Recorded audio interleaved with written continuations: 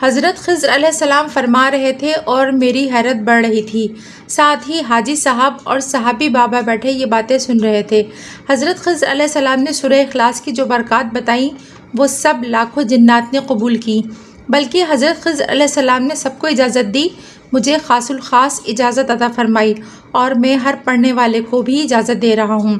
فرمایا اگر کوئی شخص بغیر اسباب، رقم سواری اور پاسپورٹ کے حج اور زیارت حرمین کرنا چاہتا ہے تو وہ 9 چندی یعنی چاند کی جمعرات سے پہلے دن 1100 بار سورہ اخلاص، اول آخر 11 بار درود شریف پڑھے، دوسرے دن 1000 بار، تیسرے دن 900 بار، اس طرح ہر دن 100 کم کرتا جائے، آخری دن یعنی 11ویں دن 100 بار پڑھے۔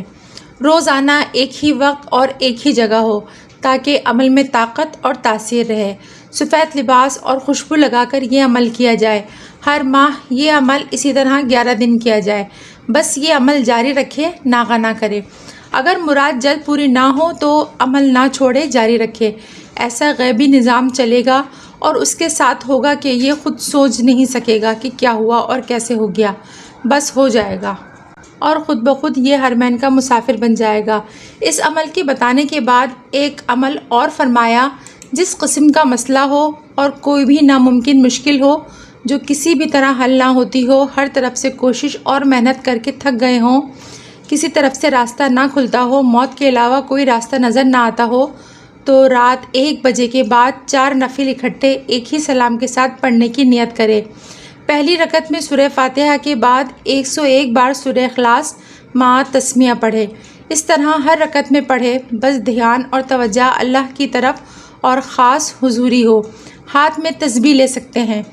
سلام کے بعد سر برہنہ کر لیں اور دائیں بازو سے قمیض نکال کر بازو اور کندھا ننگا کر لیں، جیسے حالت احرام میں ہوتا ہے۔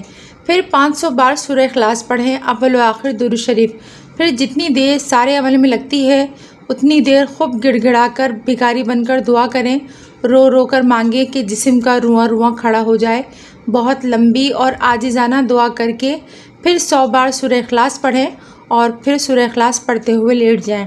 یہ عمل کچھ عرصہ یا کچھ دن مستقل کریں، قدرت کے کمالات اور حمایت اپنی طرف متوجہ ہوتے دیکھیں، آپ حیران رہ جائیں گے۔ پھر ایک اور عمل فرمایا کہ کھانا کھاتے ہوئے سورہ اخلاص پڑھتے رہیں۔ اگر درمیان میں بات چیت ہو رہی ہے تو بھی حرج نہیں۔ کھانا کھاتے ہوئے سورہ اخلاص پڑھنے سے رزق میں برکت، کھانے میں صحت، لا علاج امراض کا خاتمہ، گھریلو الجھنیں، جھگڑے اور مشکلات کا خاتمہ یقینی ہوتا ہے۔ جو بھی یہ عمل کرے گا وہ پریشانیوں سے ایسے نکلے گا جیسے ہوا بادلوں کو اڑا کر لے جاتی ہے۔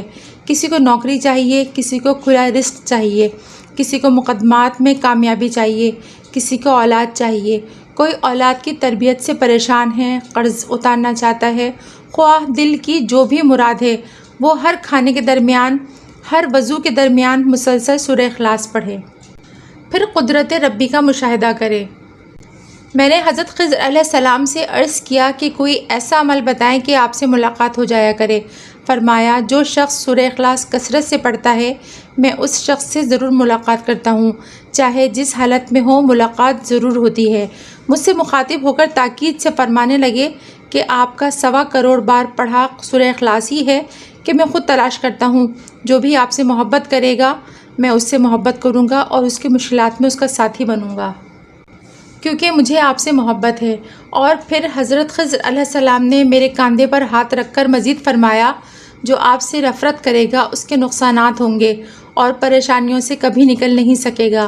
ایک مختصر عمل مزید فرمایا کہ جو شخص کسی پرندے جانور کو دیکھ کر 3 بار سورہ اخلاص اول و آخر 1 بار درود شریف پڑھے گا اور تصور میں یہ کہے یا اللہ اس کا ثواب میں نے اس جانور کی روح کو ہدیہ کر دیا اور اس جانور کو میرے لیے دعا میں لگا دے، جو ایسا کرتا رہے گا وہ ایسے ایسے سخت سے سخت حالات سے نکلے گا کہ خود دیکھنے والے بھی حیران ہوں گے اور وہ خود حیران ہوگا کہ یا اللہ ایسا ممکن کیسے ہوا، اس کی بھی آپ سب کو اجازت ہے۔